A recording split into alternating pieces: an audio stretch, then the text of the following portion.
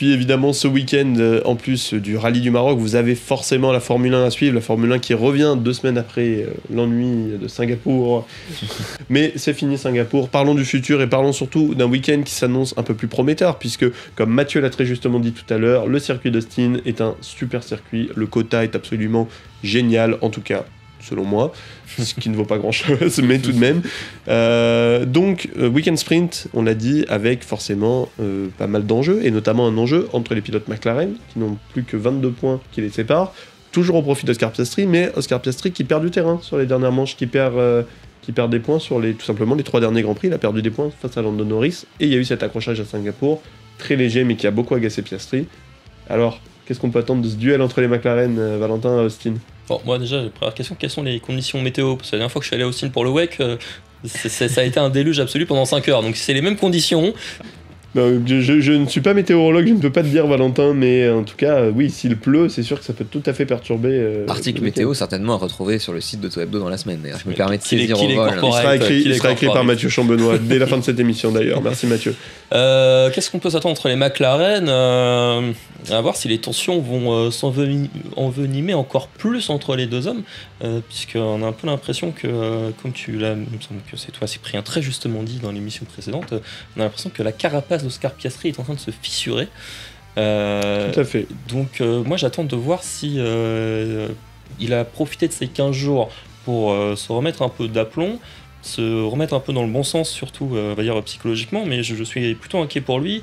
Entre Bakou et Singapour, j'ai l'impression qu'il est en train de perdre la main, totalement en train de perdre le fil de sa saison, et donc je pense que ça peut être un premier Grand Prix un peu décisif dans la dynamique entre les deux hommes, et surtout que, comme on l'a dit, c'est un format sprint, il n'y a donc qu'une séance d'essai libre, donc à voir si Norris peut prendre le dessus sur Piastri pendant ce week-end. On a vraiment l'impression que Norris est en train d'inverser la tendance, et donc ça peut être le moment pour Norris décisif d'enfoncer le clou, et d'enfoncer le clou pas en termes de points, pas mathématiquement, mais d'enfoncer Piastri on va dire mentalement et psychologiquement, et de prendre un ascendant définitif sur lui à ce niveau-là. Et de le faire douter, tout à fait, puisqu'il y aura, on le rappelle, 22 points d'avance, donc si jamais il faisait un doublé Norris devant Piastri, il n'y aurait plus que 15 points, avec après 5 Grands Prix à disputer. Puis bon, avec les sprints, il y a toujours beaucoup plus de points à reprendre. Mathieu, ton analyse sur ce duel papaye qui s'annonce ? Eh bien écoute, je les vois pas forcément devant moi ce week-end, les McLaren, parce qu'encore une fois, c'est un circuit, on l'a dit, qui contient des portions rapides, notamment justement la ligne droite de départ arrêté et ce bout de ligne droite qui est très propice au dépassement. McLaren qui n'a pas la voiture la plus rapide justement dans cette configuration-là. Je verrais bien encore une fois Verstappen et pourquoi pas Russell encore une fois tirer leur épingle du jeu, parce que la Mercedes progresse, la Red Bull avance et continue encore une fois d'être compétitive, redevient compétitive. Donc oui, il y aura un duel interne. Attention à ce que Piastri justement commence à lâcher les chevaux aussi tous les sens du terme, parce qu'il semblait en vouloir un petit peu à McLaren, que ce soit dans la stratégie déployée à Singapour, mais aussi notamment dans les célébrations qui ont été réalisées sans lui, on en parlait lors de la dernière émission. Donc tout ça qui peut effectivement donner lieu à un petit peu plus de combat entre les deux, pas forcément devant, mais dans tous les cas décisifs, comme tu l'as très bien dit. On verra évidemment ce qu'il adviendra des deux. Et pour le cas McLaren et Oscar Piastri, il y a eu une petite phrase qui a été lâchée par Alex Palou là, pendant le procès qu'il oppose à McLaren, tout à fait, où il explique que Oscar Piastri, grosso modo, n'était pas voulu, ou n'est pas la recrue de Zak Brown à l'époque, c'était plutôt la recrue d'Andreas Seidel. Et donc qui depuis est parti chez Audi.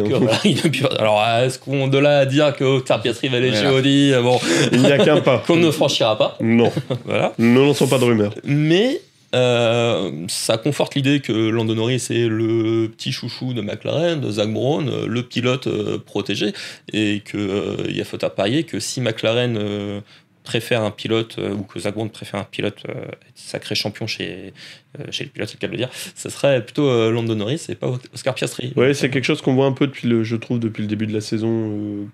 On sent plus de joie chez Zak Brown, quand Lando Norris gagne, puisque Lando Norris est un pur produit McLaren, formé par McLaren, biberonné, financé dans les formules de promotion. Il est anglais dans une équipe anglaise. Il est anglais dans une équipe anglaise, il est dans l'équipe depuis 2019.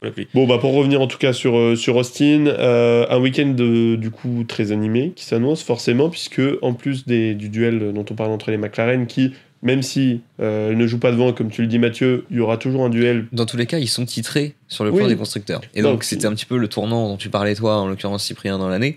On va voir maintenant ce qu'ils peuvent faire, étant donné qu'ils sont officiellement champions constructeurs. Oui, voilà, le vrai titre est encore en jeu. Donc, il y a une vraie lutte entre eux. Et puis maintenant, l'autre lutte qui est intéressante, c'est celle pour le classement des constructeurs, mais pas pour le titre, pour la deuxième place, puisqu'on a Mercedes qui a pris un peu ses aises sur Ferrari, qui a 27 points d'avance.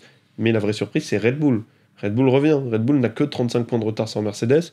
Red Bull, Max Verstappen plutôt, n'a que 35 points de retard sur Mercedes, puisqu'il a remarqué, je n'ai pas les stats, mais on doit être pas loin des 90% de points de son équipe, voire plus.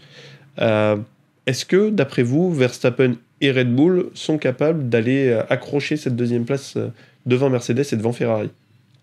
Pour moi, tout dépend de Yuki Tsunoda. On l'a vu retrouver des couleurs à Bakou, il a fait 6ème, c'est le meilleur résultat de la deuxième Red Bull cette saison, et même depuis, c'était le meilleur résultat depuis plus d'un an.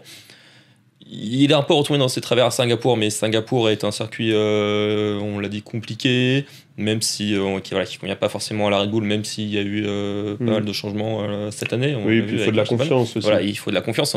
On a rapidement vu Tsunoda justement perdre de la confiance rapidement au fur et à mesure du week-end. S'il est dans la même dynamique de Bakou et qu'il arrive à aller régulièrement mettre des points aux alentours de la 5e place, entre on va dire la 5e et la 10e, avec un Verstappen qui va continuer de nous offrir sa magie devant, oui, je pense que Red Bull peut finir deuxième. Si on se concentre sur le classement du championnat du monde, les classements du championnat du monde depuis le retour de la trêve estivale, Max Verstappen est devant et Red Bull est devant. Et deuxième, en l'occurrence Russell, et deuxième constructeur Mercedes. Donc je trouve que c'est très parlant, ce genre de statistiques, de voir que la dynamique est complètement en faveur de ces deux-là. Et effectivement, oui, ça peut jouer entre les deux, mais Antonelli, pour l'instant, plus performant que Tsunoda. Donc Red Bull, je les vois plutôt troisième en l'état. Mais il y a encore pas si longtemps, je disais que Verstappen n'avait aucune chance de revenir sur les deux McLaren, et aujourd'hui, la dynamique est tout autre. Donc encore une fois, ça va vraiment se jouer Grand Prix après Grand Prix. Tout à fait, et puis n'oublions pas Ferrari non plus, qui en plus avait fait un doublé l'année dernière à Austin, qui peut évidemment tirer son épingle du jeu, même si c'est plus dur pour les rouges, qui courent toujours après leur première victoire depuis le début de la saison. En tout cas, tout ça sera à suivre sur autohebdo.fr, vous aurez les qualifications sprint, la course sprint, la course, tout ça en live text. On vous prépare un gros week-end de sport auto, évidemment, il y aura beaucoup d'autres catégories, vous pourrez regardez tout ça en allant sur autohebdo.fr, sur notre onglet programme télé. Et puis merci beaucoup messieurs d'avoir été avec nous. Merci Cyprien. Merci à toi. Pour débriefer ce beau week-end qui était finalement assez chargé quand même niveau sportif. On n'avait pas les catégories majeures, mais on s'est régalé devant l'IMSA, on s'est régalé devant le GT, on s'est régalé devant la Super Formula. Voilà, quand on aime le sport auto. Et on espère que vous allez vous régaler devant cette émission, devant cette émission. Pardon, la prochaine fois, redis-le sans bégayer, ce sera parfait. Attends, on peut la refaire. Allez, on la refait, on coupera pas, mais on la refait. Valentin. Et on espère que vous allez vous régaler devant cette émission et que vous vous êtes régalés surtout devant cette émission. Bravo. C'est fantastique, je n'aurais pas mieux dit. Merci à tous pour votre fidélité de suivre cette émission. Suivez-nous également sur les réseaux sociaux, Auto Hebdo Mag, et puis vous avez notre magazine en ligne à partir de 19h ce soir en version numérique, et puis mercredi en kiosque. Et toujours le collecteur Ferrari qui est juste ici. Ferrari, les duos de légende. Achetez-le. Vous avez évidemment tous les duos qui ont marqué l'histoire de Ferrari, que ce soit en Formule 1, en endurance, etc. depuis les années 30. Donc n'hésitez plus, il est aussi sur autohebdo.aboshop.fr. Bon, merci messieurs, à bientôt. Merci tout le monde. Et merci de nous suivre. Ciao, ciao.